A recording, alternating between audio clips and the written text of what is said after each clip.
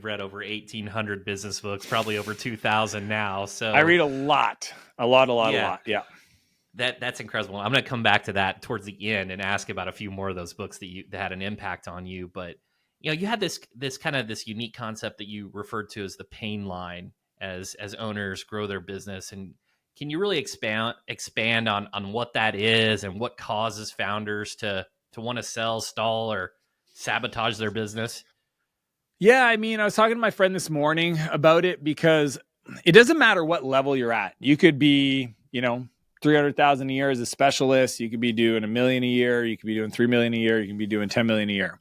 And what happens is if you don't build the business right, you'll get to a point where more growth equals pain. It's one time I was at a seminar, and I remember the last exercise at the 3-day seminar was that everybody had to line up with a partner, and they would hold a bow and arrow, like a wooden arrow, to your neck.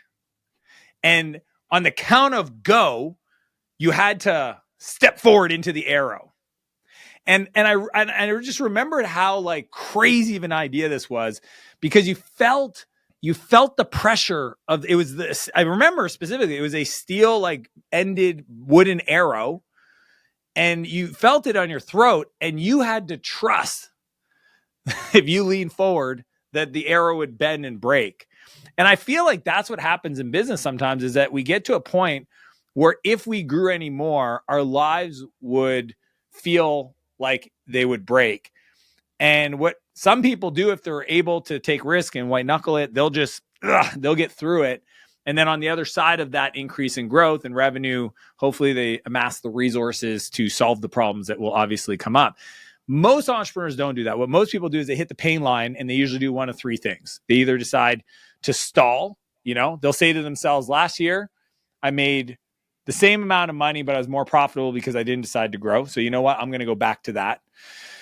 Problem with that is the market is not going to stop growing. So gross domestic product expansion happens every year. Your customers' requirements on you providing a better service every year compared to your competitors grows, their expectations. And the most important one is that your top people want to work in an environment where they have opportunity for growth. Because if your vision for your business isn't big enough for everybody on your team's dreams and goals to fit inside of, the best people will leave.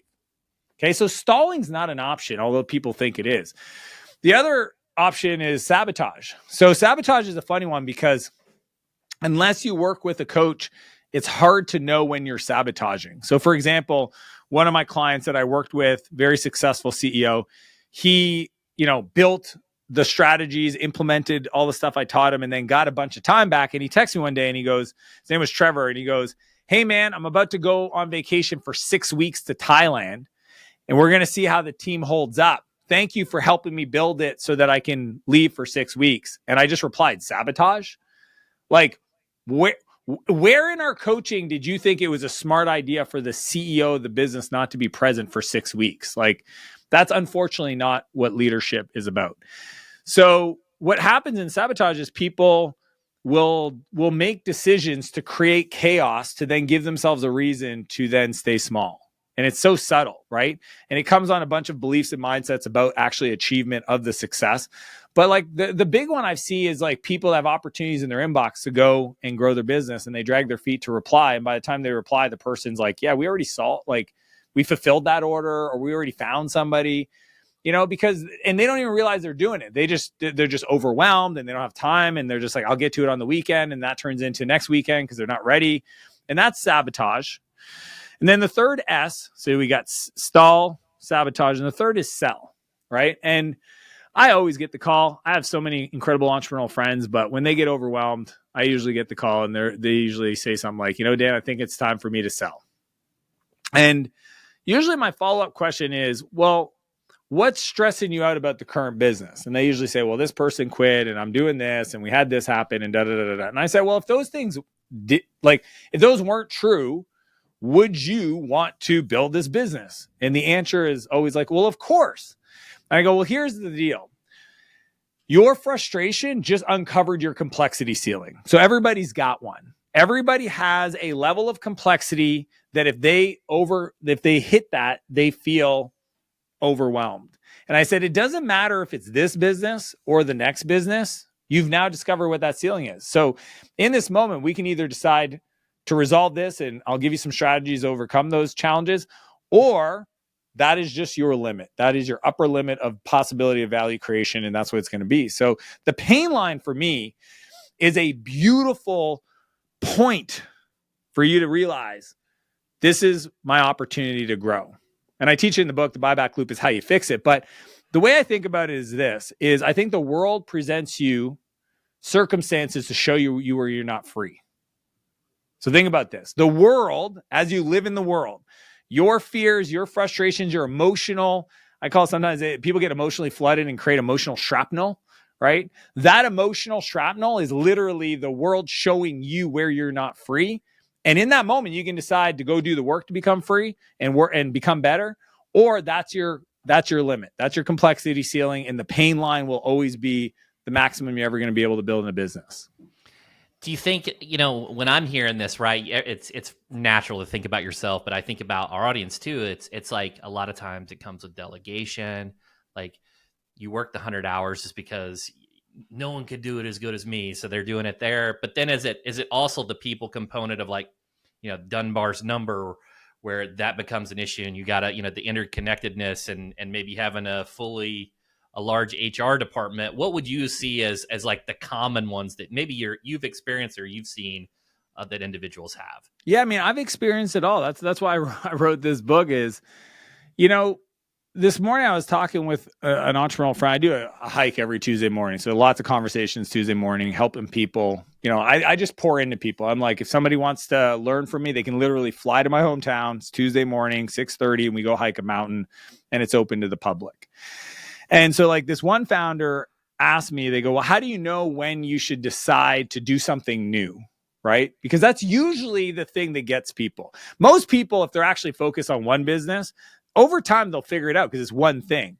Where people get themselves in trouble is where they're successful, a little bit successful. Let's say they start making a little bit of money in the thing, and then they decide to start doing other stuff, right? And what I told him, I said, see, the goal in business for me is I'm a who, not how kind of guy now. So I don't actually try to find out how to do something. I try to find somebody who's going to own it, because that's actually how I buy back my time.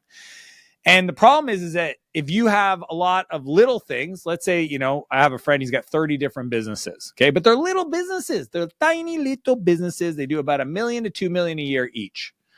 If any problem happens in that business, he gets the call, because it's too small to have professional management or a CEO in it. And he has all these little businesses that he has to take care of and make sure all the plates are spinning.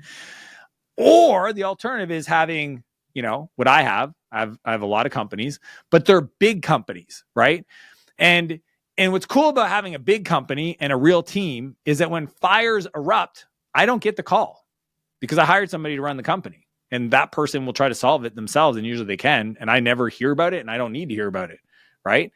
So why do I share this? If you're starting off, there's skills that you need to stack to get to a place where you can deal with the people problems. Because at the end of the day, that's all business is. It's either a process problem or a people problem. Some people blame the people, but it's just a process. They literally, I always say, like, don't hire somebody and tell them what to do. Hire people and train them what to do.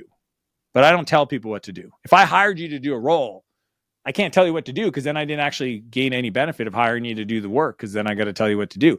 I'm allowed to train you. And I think that's a very unique distinction that some people don't get. And again, in the book, I talk about 80% done by somebody else is 100% freaking awesome, right? Like, learn the skill of recruiting, right? Chapter 6, talent pipeline. I talk about it, test first hire method. Recruiting, developing, and retaining talent. That is the job. Like, that is, what is an entrepreneur? Yes, have a vision. No, we want to solve a problem. But at the end of the day, you're not going to do it all yourself, which means you're going to have people that's going to support you. So to the degree you develop your leadership skills to be able to identify, recruit, develop talent, and retain talent, that skill, that was the unlock for me. That's what I didn't know before I hired Bob, my business coach, that he really dialed in. He goes, for example, like, if you don't have some organizational chart that shows everybody what they're responsible for, and then a document that explains how to do the work, then you can't be mad at the people that don't do the work the way you want to, because they didn't even know that they were responsible for it, because you never told them. So it's like stuff like that I think is it's kind of a beautiful frame to think about it. It's like my job is to become world-class at identifying, recruiting, developing, and retaining talent. And if I can do that, every dream on my vision board that I can think of, everything I want to create, every nonprofit I want to support, all the impact I want to have is on the other side of my ability to do that.